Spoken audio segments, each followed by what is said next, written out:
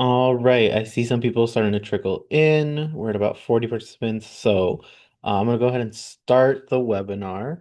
So, hi everybody, welcome in. Thanks for joining me today here on the Karen Lee Bradley's class of 2031. That should say March 2026 webinar.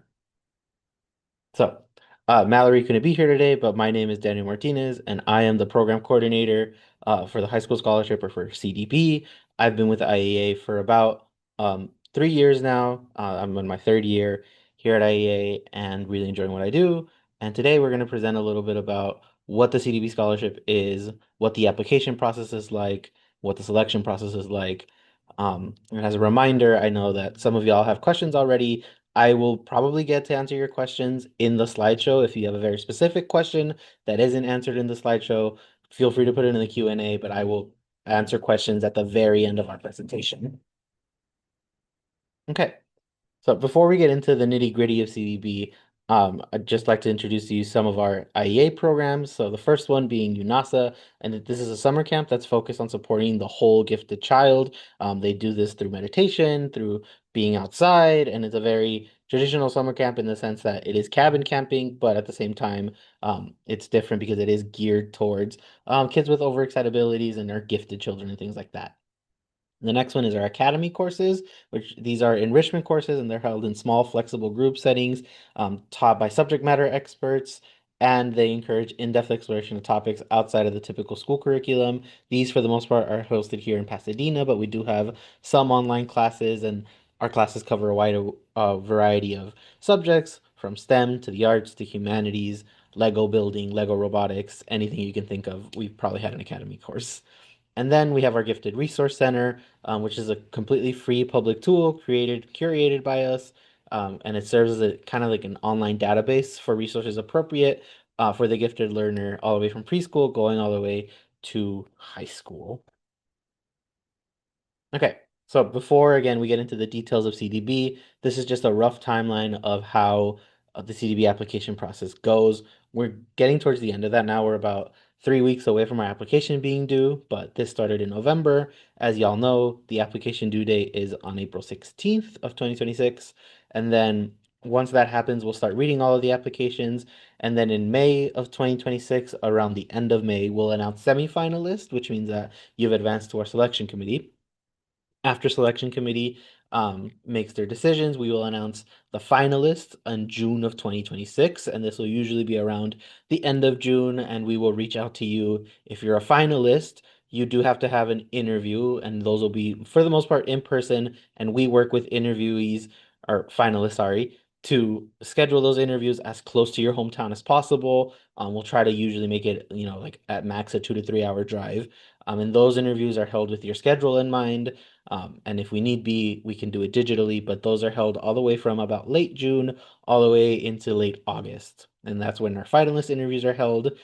We will usually select about 50 to 55 finalists, and then that list will be cutting down to about 25 scholars. And the scholars are announced in September of 2026. We like to say after Labor Day.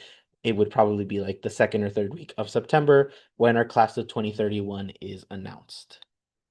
Okay, so here is the criteria and eligibility for our CDB scholars. The first one is that they demonstrate an exceptional academic ability and achievement, whether that's through transcripts or through testing, or through, outside sources. That is what we mean by exceptional academic ability.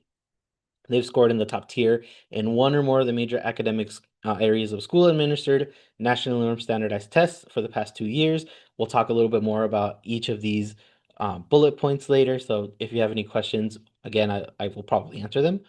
Has taken CTD above level assessment, the SAT or the ACT. Again, we'll go into more details about required testing. They strive for excellence. They continually seek more rigorous academic challenges. They demonstrate leadership abilities. They exhibit creative thinking. They're extremely curious and have a thirst for knowledge. They have a passion for learning. They're highly motivated.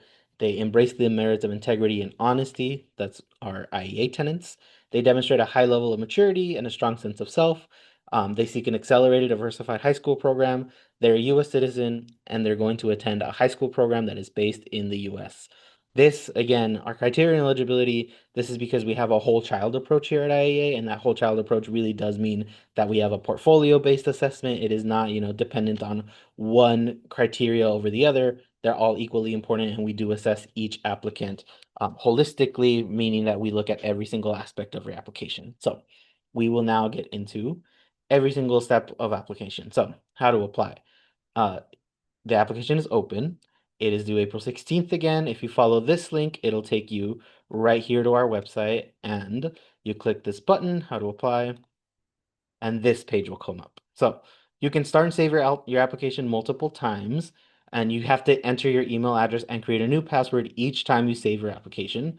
And if you've started an application but you're having trouble accessing it, just please contact us. Don't start a second application. That makes things a little more difficult, and our system doesn't really handle that well. So usually it's just that there's a typo in your email, or if you forgot your password, we can reset that for you very easily. But please, please first reach out to scholarship@educationaladvancement.org with any technical errors or technical questions that you might be having.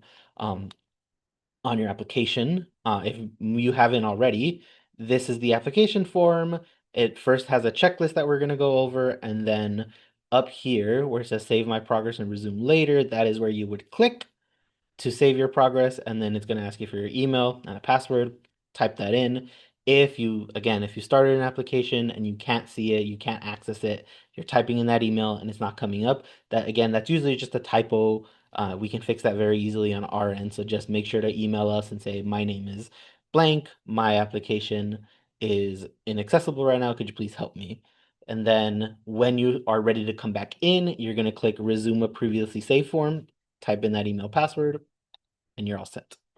Okay, these are the components of the application. This is what I mean when I said that this is holistic. And so the first is a general application form. This is mostly demographic info.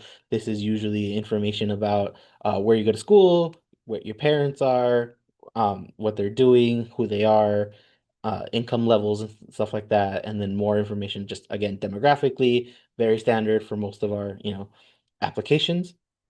And the next one is the CTD above grade level assessment, or the SAT, or the ACT. So that's again the additional required testing. And then the standardized testing, which we'll get into what exactly standardized tests are, the transcripts and the grade reports. Again, these have to be, they don't have to be, but we allow unofficial transcripts because we know that getting official transcripts can sometimes get a little tricky. And then outside academic coursework, we'll talk a little bit more about what that means. Extracurricular activities, honors and awards, and then the quick takes, the reflective prompts, the student work sample, the parent guardian statement, the academic recommendation, the additional recommendation, and then obviously there's additional information, and there's another work sample here that we're going to talk about. So let's start by talking about mandatory testing. So mandatory testing, this year we have two different mandatory tests. The first example is a standardized test.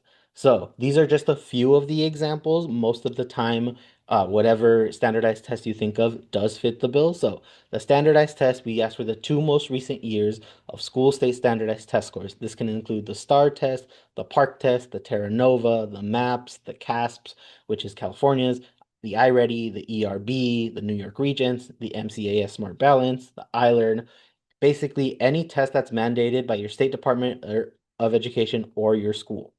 Now, applicants must be in the top tier in at least one qualifying subtest or total battery composite on a standardized test for the past 2 years.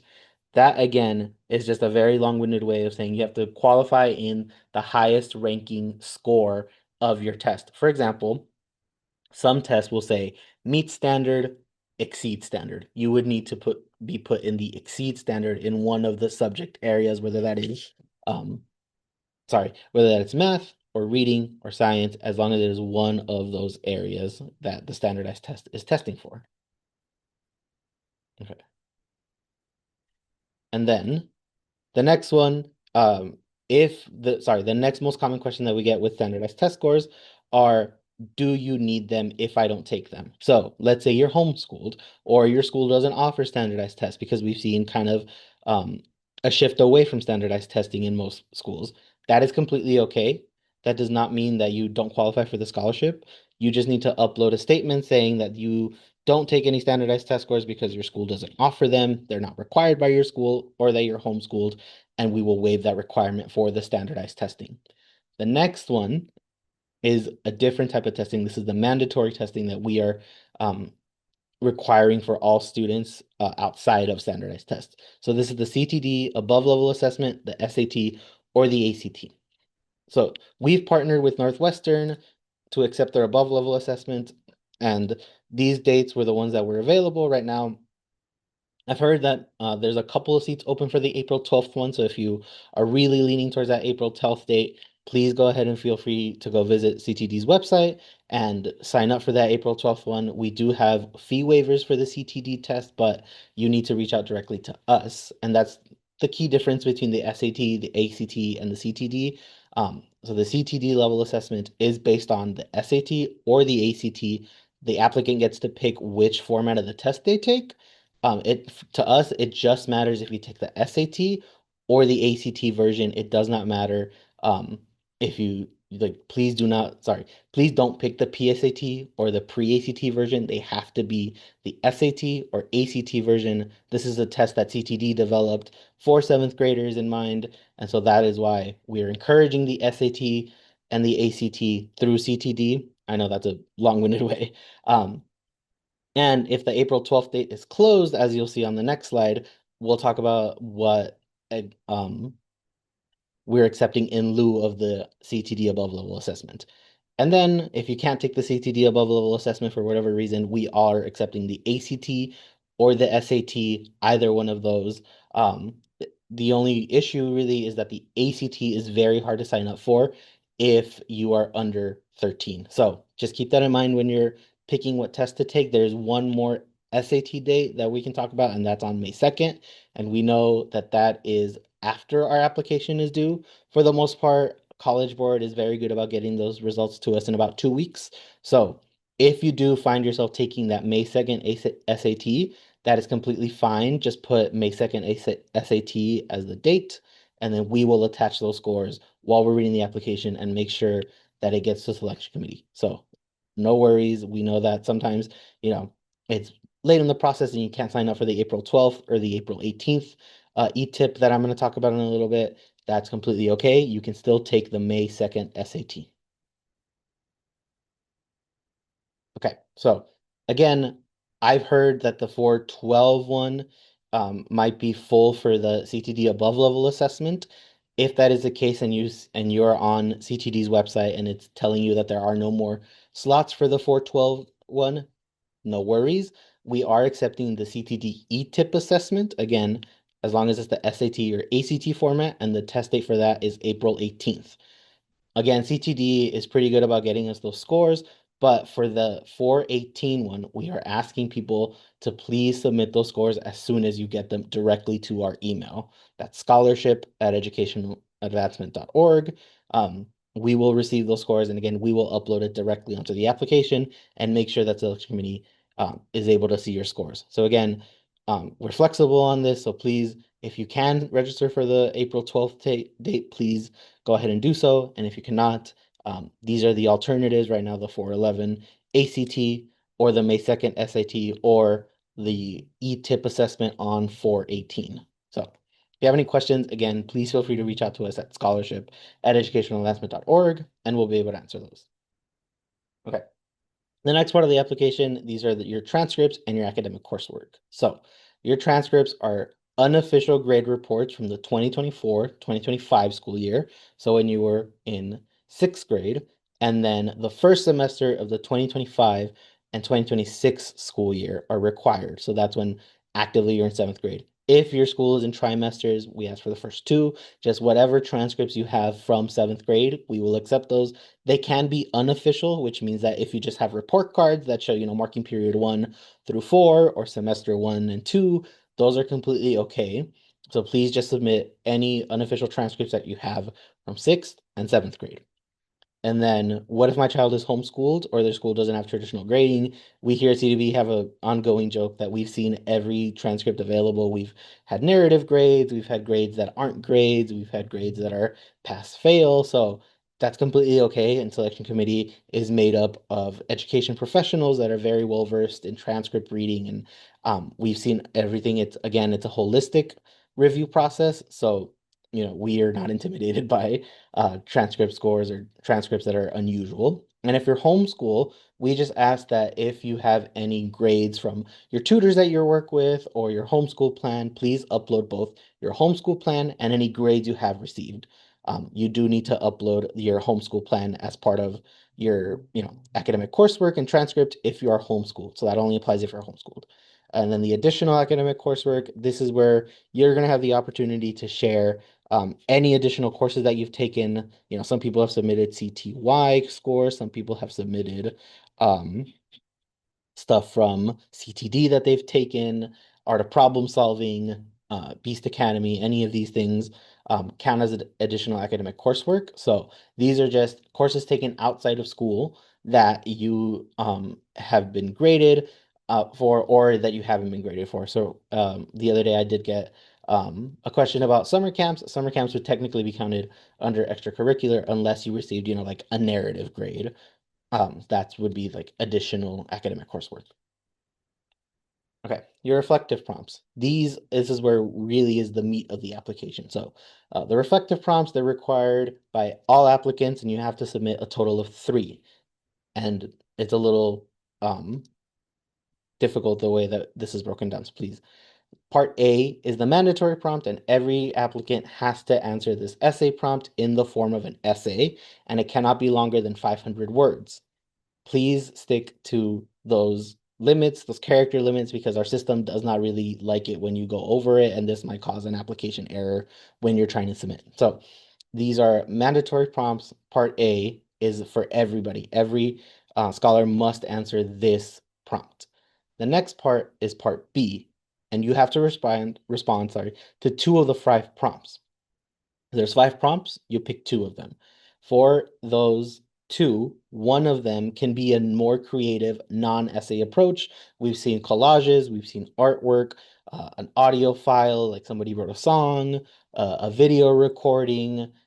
You can do, a project. Then this is just for one of them. And I'll tell you a little bit about how to submit video and audio recording. The only hard cutoff is that we do ask for it to be no more than 3 minutes long. We'd love, to spend all day looking at these reflective prompts because they're really fun. But in order to be fair to all of our applicants, we ask that you don't exceed 3 minutes. Okay. So the way that you're going to upload those is not directly by uploading the video. Please do not upload the video or the audio directly. What you're going to do instead is make a Google Drive link or make a Dropbox link or a private YouTube or any sort of private server, because again, we're dealing with minors, but make sure that that link is accessible so that anybody with the link can see it, so that our readers can then see that link and then upload the link either through a Google Doc or directly in a text box so that we can see that video or audio recording. Please don't upload the actual file itself. That would cause our system, again, to have too big of a file to handle, and it would not cause your application to come through. Okay, the mandatory graded work sample. This is a new section of the application. We had a work sample previously, but this is now a mandatory graded work sample. So this is designed to encourage intellectual and personal expression about a subject, topic, or discipline that is important to you. So you have to submit a graded paper, project, or piece of work that you've created in the past year from a core subject. What we mean by core subject is that it must be in either math, science, or the humanities. So that's English, reading, writing, social studies, history, anything like that. Again, think if most of your grade takes this course, that is a core subject. So you have to submit a graded paper, project, or piece of work that you've created. Group work is not allowed, even if you took uh, a very complex leadership role in that, and group work is not allowed to be submitted as your work sample. It should be individual work, and you have to include the grade. Now, I know that some schools only have digital grades. That's completely fine. You can have a screenshot and then just include it in your work sample through the Google Doc or as an image. Either one of those works. If you have feedback from that assignment. So let's say you submit an English essay and the teacher has marked it up. you can go ahead and submit that as well. They should not be written, sorry, they should include a 3 to 5 sentence written description of the work sample, and it should not be more than one chapter of a book or 5 pages of a written report. Again, exceptions can be made. Like, for example, if it's 6 pages, including your bibliography, that's completely fine. Or if it's a little over, the chapter of the book that we say, because we know that those have varying lengths, that's also okay. But again, the most important part here is that it's from a core subject. So again, math, science, history, um, English, reading, social studies, those are core subjects. Because again, we're going to go over the creative work sample. So this is an optional creative work sample. So first you're going to submit your mandatory one, and then you have the option to include a creative work sample. This, again, it can be significant to you in the past year. It can be inside or outside of a class, and it should explain why this piece of work is significant to the applicant.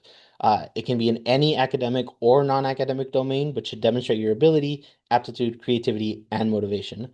The creative work sample cannot be from a core academic subject. So some examples of this are like if you're an orchestra and you play an instrument, you can submit yourself, playing that instrument or a project from that class. If you're in sports and you want to submit something about sports or something that you've done in sports, you can do that. If dance is really important to you, poetry, novels, art portfolio, this is where you would submit that creative work sample if you feel that that is an important part of your schooling and an important part of your education. Again, this can be an audio video file, should be no longer than 3 minutes. And if it's written as a novel or an art portfolio, it should be no longer than 5 pages or a novel chapter.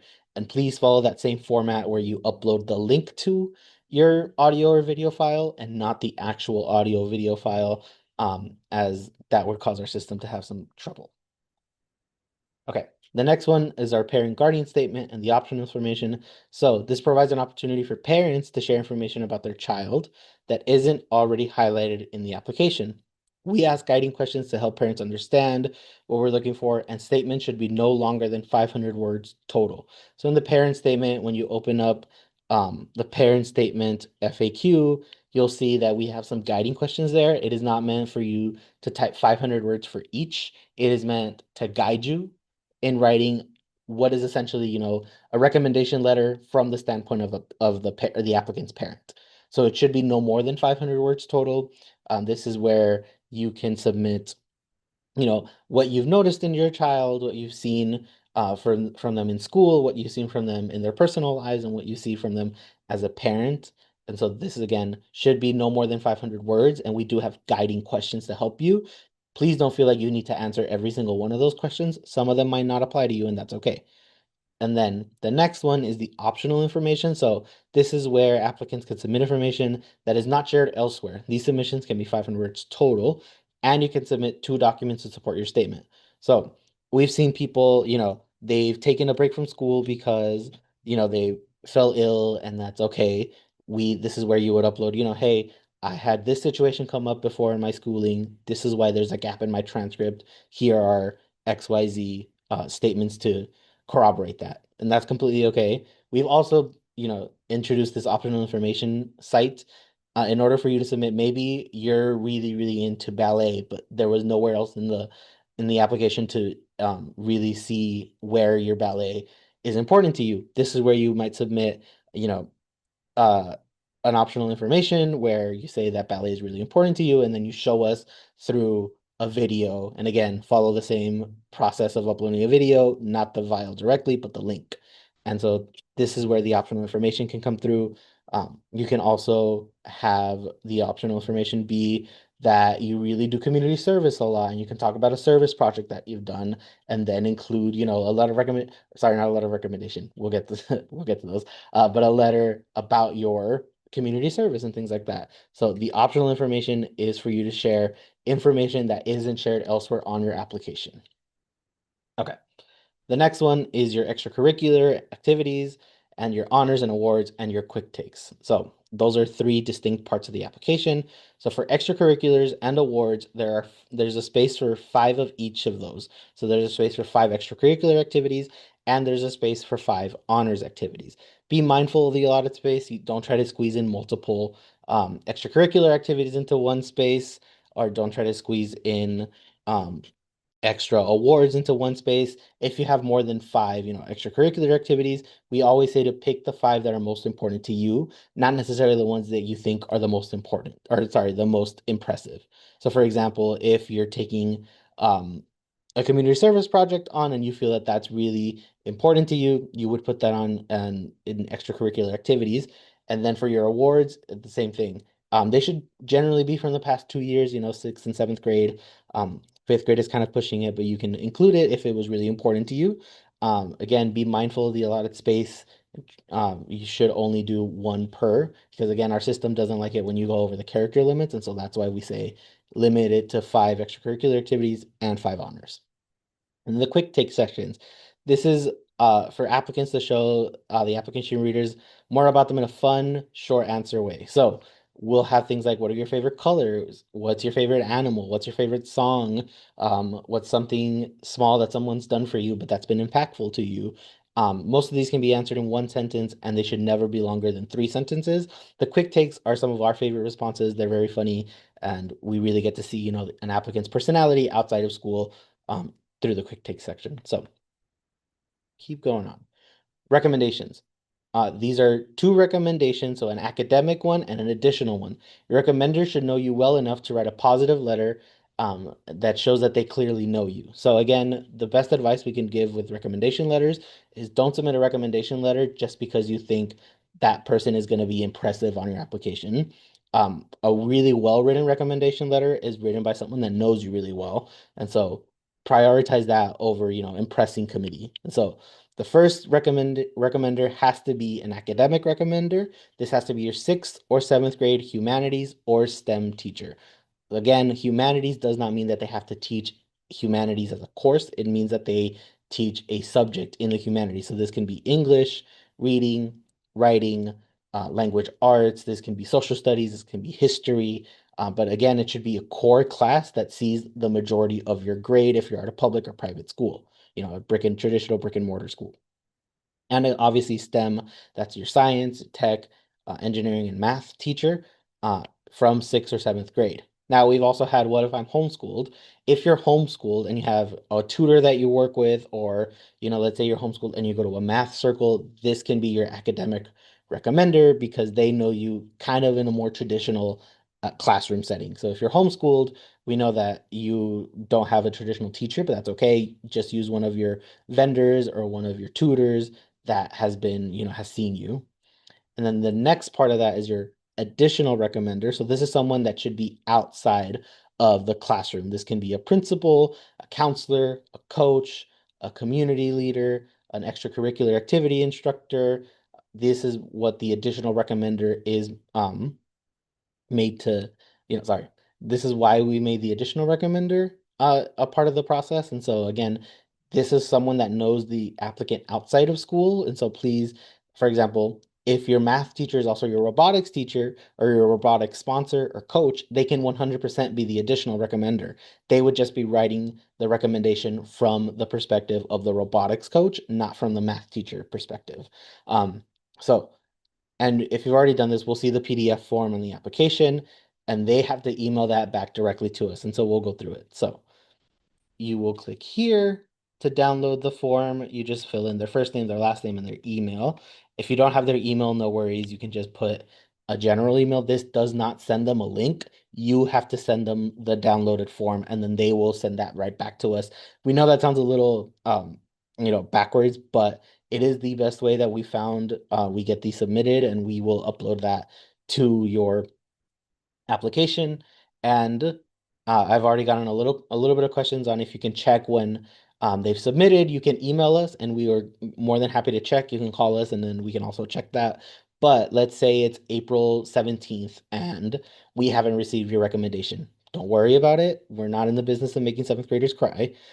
We will reach out to you and we'll say, hey, we haven't gotten your recommendation. If you could reach out to your teacher, and you usually give like a week or two for them to submit that because we know that that's out of your control. And we're not penalizing you for not having that recommendation submitted in time, as long as your application was submitted in time. So if you're nervous about us receiving your recommendation, please just email us or call us and we'll be able to check if your recommendation has been submitted.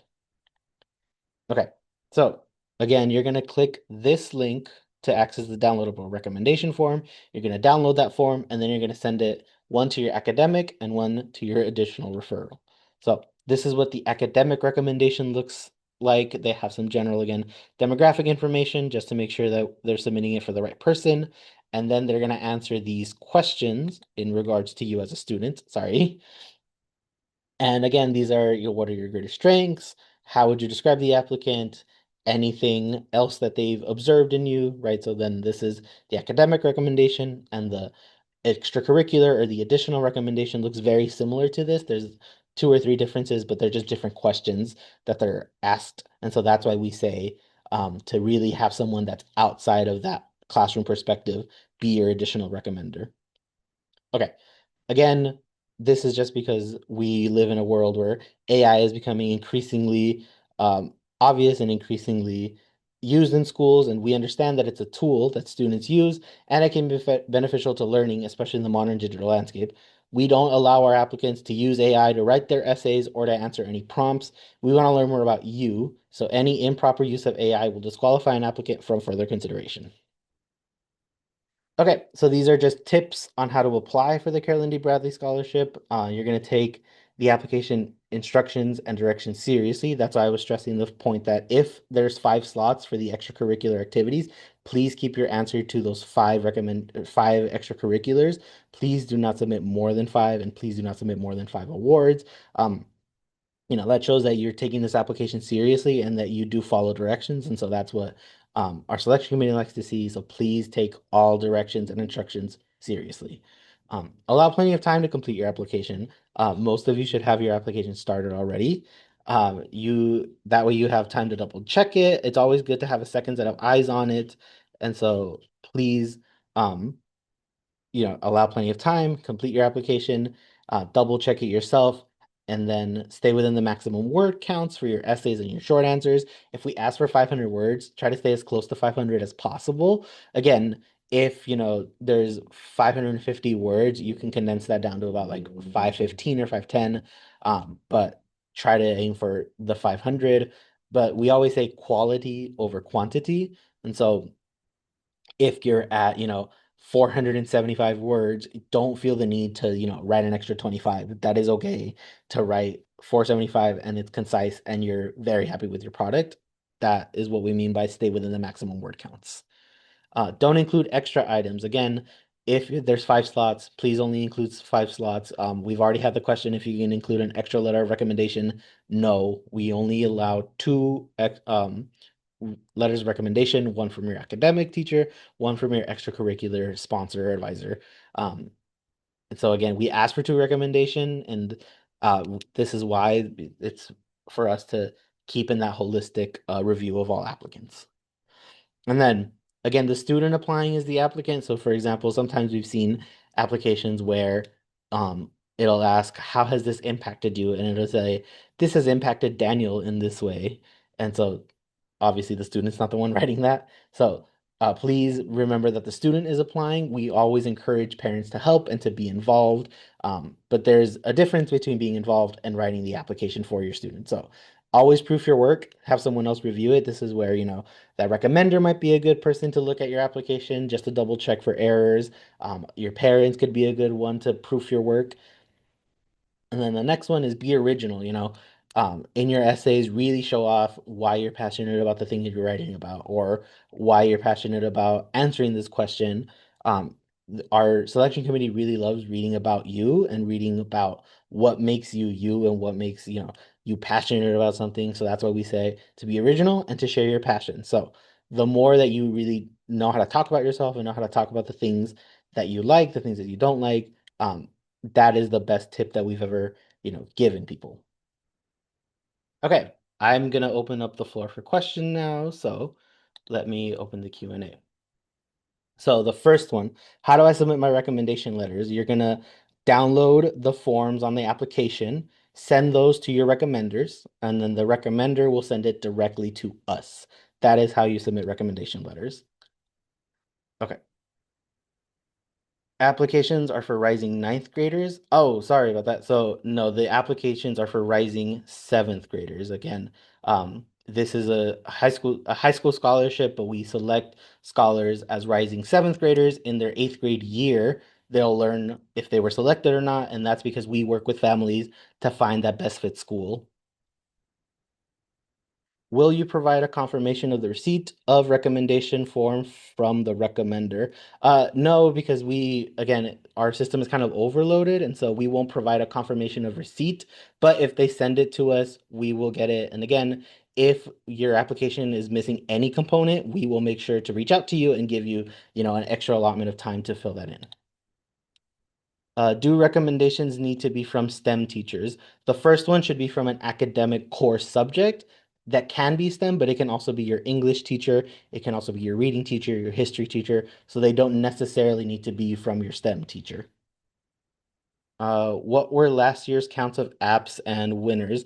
So I can say that generally we get, 400 to 500 applications, and then we select about 50 to 60 finalists, and then 25 to 28 scholars. This year we are only taking 25 scholars. But yeah, those are typically our numbers. Is it too late to secure a test date? I just learned of the scholarship program. No, it is not too late to secure a test date. You have the April 12th CTD. Hopefully, they still have test seats. I just say hopefully because we don't control that. If you find that the April 12th CTD is not um, sorry, is not available, you can take in the April 18th ETIP assessment, or you can take the May 2nd SAT. And I believe though the SAT closes in April, so you're still very much in time to get a test date for the CTD, the SAT, or even the ACT. Regarding standardized testing, I take MAPS 2 times per year. Do you want me to submit two examples from this year, one test score from 25 and one test score from 24, 25? Oh, yes, please submit. So if you take maps 2 times per year, just submit the two most recent ones. It doesn't have to be one from sixth grade and one from seventh grade. If they're both from seventh grade, that's okay. If you want to do one from sixth grade and one from seventh grade, that is also okay because I know maps measures growth. And so either one of those is okay. You can submit either the two most recent ones. So whether that's the last sixth grade one and the first seventh grade one, or if you have them in time the two seventh grade ones, that is also okay. For the academic graded sample, I have a link to a Google Drive file that needs to be downloaded and opened with a browser to see my work sample. Is it possible for the judges to do this, or do I need to change my approach? No, we can do that. So we can, again, that's a great question, and thank you. Yes, please upload that Google Drive link, and then that Google Drive link will be able to open it, download it, and then see all the files. That's actually the easiest way to do it because then it doesn't add file space to our application. For star exams, the grade is generally a numerical percentile. What does it mean to be in the top tier for those? 99%? No, so for the star exams and for anything that's in percentiles, we usually say the 95th percentile because we know that, 99th percentile can be really tough. So 95th percentile usually for those that are in percentiles. Sorry, I need to change it a bit. I have a link to a Google Drive .html file that needs to be downloaded and opened. Yes, again, as long as it's a Google Drive file, that's okay. We will be able to open it. And if we can't open it, we'll reach out to you and say, hey, we know that you submitted this. Please, fix the file or fix the download. Or sometimes if that's not working, you can just email it to us directly and that we can then attach it to your application. Can we take multiple CTD above level assessments or SAT tests? You can. I will say that the caveat there is that this is meant to be an aptitude test. It's not meant to be, there is no minimum score for the SAT or the CTD above level assessments. So you should just take it, ideally you take it once, but we understand if some students might want to improve their scores after they see them, and that's completely okay. We will see those scores. So you can take it multiple times. We don't recommend it. But what if you are Sabbath observant and can't take a test on Saturdays, need a Sunday? Oh, that is a very good question. Let me check when the test dates are again. Yeah, April. So if you have an April 12th test date, hopefully you can get that. April 12th is on a Sunday this year. If you find that that test it doesn't work for you, I would say reach out to CTD first. They might be able to accommodate that because they are the ones that run the test. And then the yes, the ACT I believe is also not on a Saturday. But if you're running into trouble with the um application and with the testing, reach out to us and we can figure it out. How do we sign up for the 5.2 testing? So that is through SAT College Board. If you visit our website, you'll see that it's through College Board. So we don't actually do any of the testing. It's just through CTD or through the College Board or through the ACT. So for May 2nd testing, you're going to sign up is exclusively on College Board. Hi, where to submit the CTD results? I couldn't find any place to submit it in the application site. So if you've already taken the CTD test or you're taking that April 12th test, so if you took it, the CTD test through the affiliate program, so if it says Carolyn D. Bradley on it, we receive those scores directly. There's nothing else that you need to do. But if you're going to take the e-tip on April 18th, that is when you need to submit your results directly to our email, scholarship@educationaladvancement.org. The application just asks for the test date, and that's so that we know that you took the test. Uh, does the classes at Alpha Star Academy also count? Yeah, the classes at Alpha Star Academy would count as additional coursework. So yes, please feel free to submit that in additional coursework. This next question says, on page 6 of the application, it asks for academic courses the applicant has taken outside of school. Can you describe what this entails? What about if the applicant has taken any academic courses outside of school? Yes. So again, like I answered, this can be like if you're taking a CTY course, a CTD course, if you're taking Beast Academy. I just got the one about Alpha Academics. So these are just courses that are outside of school. Do digital assignments and projects that are graded, can we take screenshots to submit? Um, yes, so for your work sample that is graded, you can take a screenshot and then include that in your work sample so that we know that that is the grade that you received. That is completely okay. For school work sample, the limit is 5 pages, right? Yes, for a school work sample, the limit should be 5 pages. Can we submit more than one mandatory graded work sample still within the 5 page limit, more than one subject like English and math? So again, stick to the requirements. So we require one mandatory work sample. If you wanted to submit another one, it would be a creative work sample. But if, for example, it's a math one that you really want to show that you're both, multifaceted in math and in English, you can submit the math one under the creative work sample or in the optional information. But please don't submit more than one mandatory graded work sample in that slot, if that makes sense. The optional information section. This is in the voice of the applicant, not the parent, correct? Thanks. So not necessarily, I would say, for example, if you're a parent that wants to talk about your child's IEP or a disability or learning difference that they have, and you're coming from it from the perspective of a parent, I think that's also acceptable. It just depends on what information you're including in the optional information. Ideally, it is from the student, and 9 times out of 10 it will be. But if it's from the perspective of a parent, we also understand that. What about a recommendation from a teacher from camp? Yes, so you can submit a recommendation from a camp counselor or a camp teacher as long as it is under the extracurricular or the additional recommender. We already reached out to 2 teachers from the school, one STEM and one for humanities, and they have already submitted. Can we submit or withdraw one of the teachers and ask someone from outside the classroom? Yes, please, just have the additional person um, submit their recommendation, and then we will attach, one of the math and one of the English ones, one of each. So one or the other. Reach out to us directly at scholarship@educationaladvancement.org, and we'll be able to tell you if which ones have been submitted, and then you'll be able to tell us which one you prefer to keep from the humanities or the math one, but you can't have both. And then, yes, reach out to another teacher to do the extracurricular one.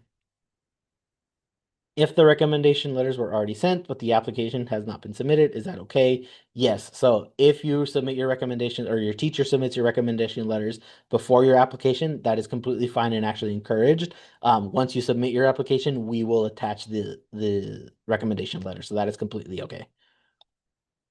For teacher recommendations, is it only the form or a separate letter is needed? So for the teacher recommendations, they only need to submit the form. The form takes the place of a letter because it asks all the things that they would be writing in the letter. For recommendations, if my daughter is really good at STEM, but the teacher she likes most is English, which would be a better recommendation? I think that that is completely a judgment call for the student, for the parent to talk about. If your daughter feels like their English teacher knows them best, maybe that is a better recommendation because they can talk about the student from, a deeper perspective. Not always what you're good at is like going to be the best recommendation, if that makes sense. If one gets the scholarship, are they not allowed to advance a grade? We have those conversations. It's kind of once we get to there, we'll cross that bridge. But I will say that we generally don't advocate for acceleration, but that's a conversation that we have with families, and so that is completely a separate issue. And again, the only thing that I will say is typically the scholarship provides 4 years of funding in high school, so we would need to look at that, and we handle those on a case by case scenario. Can a teacher submit a recommendation letter before I submit the application? I already answered that one. Yes. Can you please show where you can upload the statement to explain why we only had one state test to submit? How do we determine the top tier if no percentile on the test score card? So I can't share my screen right now because the slideshow is, but it is on, I believe, page 5 or 7 of the application or 6. Yeah, it's in there. But you upload the statement. Yeah, so you would upload the statement where it says standardized test, and that can be, a Google Doc that you've written up and then download it as a PDF. You can upload that. And then the top tier, if no percentile, no worries on it. We will, again, it's just if it says that you've exceeded the standard or, greatly exceeded or met any of those, we understand that percentiles aren't used as much. For the academic project from school, how much comments do you recommend for the teachers to write? I mean, I would say that there's no minimum for that. So I would say that however much a teacher feels is appropriate, however much they usually write feedback for the grade, that is completely okay. How many applicants do you typically get? Again, on any given year, we get about 400 to 500 applications. Does my gifted teacher count as an additional recommender? Yes, your gifted coordinator, your gifted teacher can count as an additional recommender because they're not seeing you in that traditional classroom setting. I already answered. How many applications to receive a year? How many semifinalists will be selected? Oh, semifinalists. It's typically between 140 to 150 semifinalists. The idea is that it goes down by half until we get to 25. What if you do not have any outside academic classes to submit information for? No worries. You can skip this section. It's not a required section. This is just there if you do take it. What if recommender is using a different email from what we filled in, sending out the recommendation letter? Maybe they have two email accounts. Is that okay? Yes, that is completely okay. So if your recommender has a different email, as long as they filled out that form and they, put the applicant's name in the form, we'll be able to attach that directly. Would the admissions team want to see someone who's more human, like funny, or has a lot of achievements? So I think that a really important thing that I've learned in working with CDB and in working here is that we don't really have, one typical type of scholar. A lot of people have tried to say that there's this profile that you need to meet, and there's really not. We have scholars that are, super into math and that's their entire, life and that's their entire academic life. We also have students that are, not really into math and maybe they're very into poetry or maybe they're very into sports or they are high achieving in other areas or they're big into community service and activism. So we do have a lot of different varieties. There's not one single type of student that we're looking for. We're just looking for a student that is authentic and that has a passion for learning and that really wants the best for themselves. My daughter is in a dual language French program. Can her French teacher provide her core recommendations and she has that class every day? I would say that yes, especially because they're in that dual immersion program. That's a very different um, scenario, and they see every student because, if they're in the dual language immersion program, they see that. So I would say that yes, they can provide that core recommendation. The teacher said she couldn't write on the document or send it to you. What should we do? You can always, print out that document, have them write it, handwritten, and then upload it, and send it as an attachment to us. If they still can't, reach out to us via email, and then we'll try to email. Usually, it just is that we will email the teacher, and then that way we establish that communication. Is it allowed to have group honors or awards? For example, I have several awards for math. Can I group these awards as one item? No, please do not group honors or awards. Just pick the most important ones or the most vital ones, the most significant ones to you. Is recommendation from math teacher okay? Yes, as long as you are using that for your core recommendation. All of my major graded coursework is group work. I do not have any examples of projects or reports that I completed on my own. What should I do? That is a good question. I would say email scholarship@educationaladvancement.org to establish this, and then we can go from there. But I'm pretty sure we can find a work sample that would work for you. I'm currently enrolling in the ETIP assessment. You mentioned offering a waiver for the test fee. Where would I be able to access the waiver code? So for any test fee waivers, please email us directly. You would need to provide proof of income, whether that's through free or reduced lunch letters, or if that is through your financial aid award letter if you're at a private school, or enrolling in a state-sponsored health department or healthcare system. So that's how you get the waiver code. So if you are running into this, just please email us and then we will provide that code for you. What do you really look at when deciding who gets a scholarship? Test scores, right? Again, I'm telling you as someone that reads the applications, we are looking at a holistic process. And so what I mean by that is that no one part of the application is more important than the other. This is why we don't have a minimum test score. We don't have a minimum extracurricular, a minimum honor. We don't have a minimum of anything. It really is looking for those scholars that push beyond themselves and that really do look for the best educational program that is in mind and that they really try new things and they try to excel and that this is why it's merit based. And so we aren't really looking for the highest test scores or the best writing. We are looking truly for the best applicant, and that is also why there's a whole selection committee process. So there's not one type of scholar that we are looking for. What is your ideal applicant? I just answered that one. We have standardized testing next week at school. Can we provide those scores after the deadline? You don't need to. I would say that if you have those scores, close to the deadline, yes. But if you get them in, May 30th, please don't feel the need to provide those. As long as you have one or the most recent ones, that is completely okay. Our school is a religious school. Religion has been one of my core subjects. Can the applicant submit a school project from religion? In this case, yes, because it is a core subject at the school. Um, I that technically would be under humanities, and if you feel that that's a best reflection of your work, yes. Does the student need to have College Board send official ACT directly to IEA? So the College Board doesn't take the SAT, the College Board does SAT, but yes, the if you're taking the SAT or the ACT, please have those boards submit or your scores directly. We'll have them and then we'll upload them. My son's creative work is a business where he created a website for his business. Can this be submitted? Yes, this is a perfect example of a creative work sample. Thank you. Is the applicant supposed to be in sixth or seventh grade? Is this a scholarship for high school only, or do you also do colleges? So yes, the applicant should currently be enrolled in seventh grade, and this is a high school scholarship. If a kid is good at coding or art, how to show it. I would say that if your applicant is, gifted in art or in coding or in anything outside of work, the optional creative work sample is a great place to show that, or the optional information. I'm in a public school which has 700 students in my grade. My teacher knows me, but her recommendation might not be as good as someone from smaller private schools. Do you consider that in application review? So again, when we say we, selection committee and our readers, are education professionals. So we know the context of each school. We know to contextualize your application. So if you're at a private school versus a public school, we understand that and we contextualize that in your application and when reading it.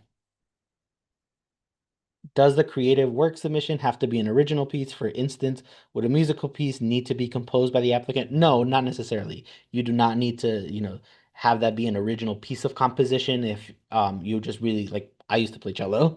If you just really love to play the cello and you are submitting like you playing the Bach cello suites, that is completely okay. What is a good score to shoot for in the SAT? Again, we don't have a minimum score for the SAT or the ACT. Again, as someone that reads the application, I promise you, we do not have a minimum score for the SAT or the ACT or the CTD above level assessment. For the question about whether I have been identified, does being in advanced math count as being gifted? No, so we're asking there for if you have been identified as gifted through either your gifted testing or an IQ test. So again, to repeat, the question was for the question about whether I have been identified as gifted, does being in advanced math count as being gifted? And the answer is no, that doesn't. We are more talking about gifted testing. Is New York State Assessment an eligible as a standardized test? Yes, the New York State Assessment is eligible as a standardized test. I participate in science fair and won several awards. Do you recommend that I listed just the science fair awards, or should I just list one of those awards? Again, I would say to pick the one that is the most meaningful to you. Is there a cutoff score for the CTD test? Again, no, there's no cutoff score for the CTD, the SAT, or the ACT. If I have multiple strong academic work samples that I am proud of, what are you looking for? Oh, that's a good question. Again, we are looking for interesting um, applicants and for interesting work samples that really show that you're passionate about whatever subject you're submitting. So let's say you're proud of your English essay, but English is not a subject that you're passionate about, but you're equally proud of your math subject, and math is really something that you really want to explore more. I would say submit the math one because you're more interested in math and it really shows who you are as a student and who you are as a person. If the work sample is from last semester and online grading is gone, our school's teachers only does online grading. Is that okay to give the final grade for the work example project? Yes, or subject, sorry. Yes, so if you just have the final grade, that is completely okay. Again, we know that schools sometimes don't provide the most detailed grading. How early in seventh grade could the student take the CTD exam? Ideally, again, there's no ideal scenario to be a CDB scholar. But I would say that for seventh grade, we open up our testing in January, and then that goes all the way until April. So you'll have 4 different times that you can take the test. Do you take the NWEA standardized test? Yes, we do take the NWEA standardized test as a standardized test score. The school my son was in for fifth grade took the STAR exam. His current school does not.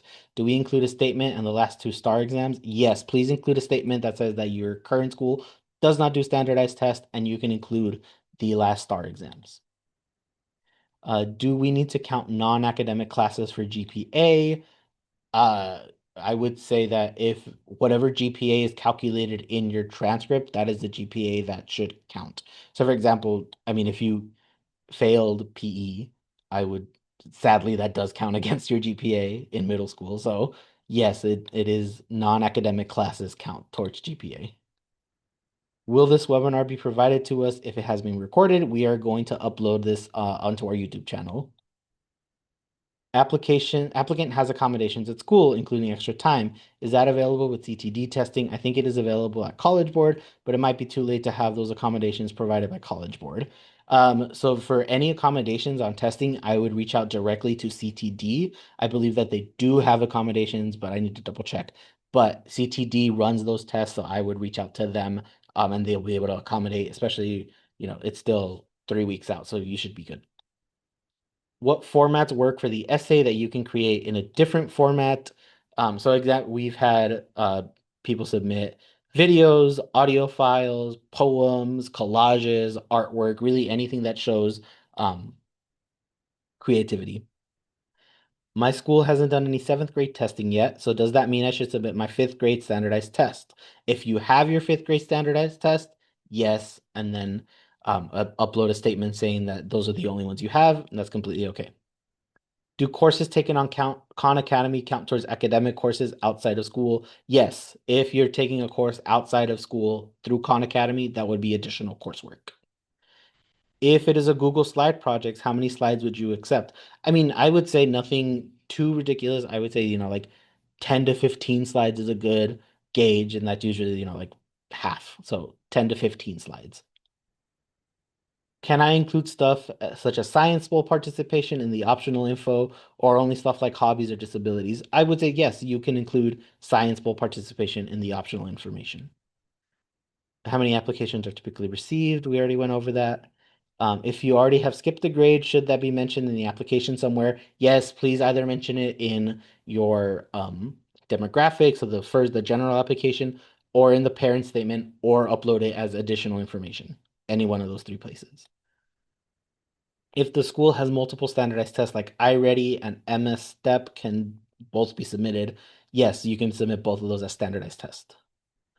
I completed a graded essay for my academic enrichment class. Does that count as a mandatory work sample or as a creative one? I would say if it's academic enrichment, that is a creative work sample. Do you accept the NWEA? Again, yes, we already answered that one. Sorry if I missed this earlier, but can we submit two teacher referrals, or does one have to be a coach non-academic teacher referral? So the other one does have to be a non-academic teacher. You can submit technically one humanities, one STEM, but it really should be an additional recommender. Essay grades or recommendations, what are you really looking at? Again, I've talked about um what a typical or what a CDB scholar really is. Is it okay to only have sixth grade test scores if we have not taken standardized for seventh grade? Yes, that is completely okay. For the above question, should I add fifth grade test scores if only sixth grade scores are available? No, if you only have sixth grade scores available, that is completely okay. Submit your sixth grade scores. I like math. Is that an issue if you have too many math profile applicants? No, I would say again, we take a balanced approach to looking at these applications. Does the photo need to be a school photo or can it reflect me doing something I love to do? Yes, you can submit a photo of you doing something you love to do.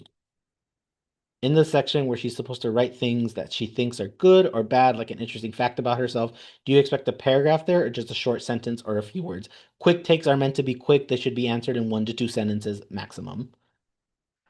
If I took the SAT, do we need to take the ETIP above level testing as well? No. So if you took the SAT or if you did Davidson Academy and they take the SAT, that can count. Is Star Renaissance a standardized test I can upload? Yes, that would be a standardized test score. I'm concerned about the standardized testing. He took a standardized test in fifth grade and CTY test a few years ago and test to get into a gifted school for kindergarten years ago. But do those not count? So I would say the fifth grade standardized test scores do count, as well as the CTY test. I would not include the kindergarten one. But again, if they don't, if you feel that those are not good reflections, you can also just upload a statement saying that you have not taken standardized testing in sixth or seventh grade. What should I put in for the school information in the application form? This is a good question.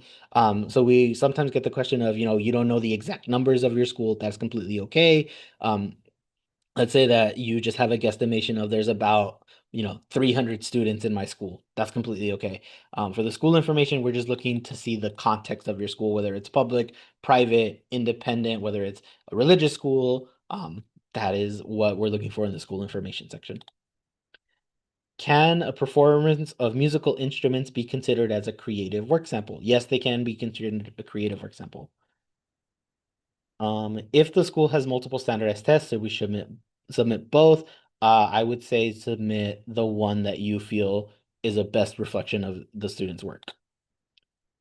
Our school has taken both the NWEA and the standardized test. Can you submit both? Yes. If a student takes the SAT, do they still need to take the ETIP assessment? I answered this one. My son's school takes the Terra Novas. Can I submit that as standardized test scores? Yes. Do you have an example of essays from winners of previous years? So we don't keep, your application for that long, but I would say that that's a privacy concern issue. We do not have an example of essays from previous winners. The current school, there is no standardized test, but then when my son is in second and third grade, there were. Should I add those standard tests? And also, he has a CTY certificate. Should I upload? So second and third grade is a little far removed from seventh grade, so I would say don't feel the need to submit those. Submit this as a statement, and then that way we can see that. The CTY certificate can be uploaded in optional or additional information. Okay. It looks like we got through all of our questions. Again, if you have any other questions or if you want to get a little more into a subject, please feel free to call us or to email us at educationaladvancement.org. It is, do you publish previous scholar profiles? We do not publish previous scholar profiles. In the application, there's an option to have information shared with other schools. What does that mean? Who do you send them to? Oh, thank you. This is a good question. So, that is in accordance with our privacy policy. If you would like to be reached out to by other schools, and by other schools, we mean usually, um, independent schools or enrichment programs, we do sell that list of applicant information, but that is only if you click yes. And again, that is why we require your parents to sign that form. And so when you're submitting that, please make sure that your parent is reading through this. That is what it means that your information will be shared. We send it to other schools that follow the same regulations and privacy laws as we do. So thank you for that question. Can you submit a sample of an applicant playing their instrument at a concert with other people? Yes, I would say you can submit that as a creative work sample. Is my entire application shared or just parts of it? No, just parts. It's not even the application that is shared. It is just your contact information. And when I say your contact information, I mean your parents' email address as well as your email address because we're following those regulations set up for privacy. So no, we're not sharing every single demographic thing about you. We're just sharing your contact information as you have authorized us to. You can always opt out of that. There's not um, you know, a benefit to doing it or to not doing it. It is just so that, we can share that, so we have your permission to share that. Okay. Now I can formally say it's about 5:38. Thank you all so much for all of your questions. One last question and then I will sign off. Should we submit ISEE scores or IQ test if you have them? If you have them, please submit those as part of additional information or standardized testing, but they don't replace anything other than standardized testing. Okay. So thank you all again for coming and for tuning in. If you have any other questions, you can go ahead and email us at this email, scholarship@educationaladvancement.org. If you want to have any updates from us, you can click on this QR code and it'll send you to our newsletter. If there's no more questions, I'll go ahead and log off. Thank you all again so much, and you have a good day.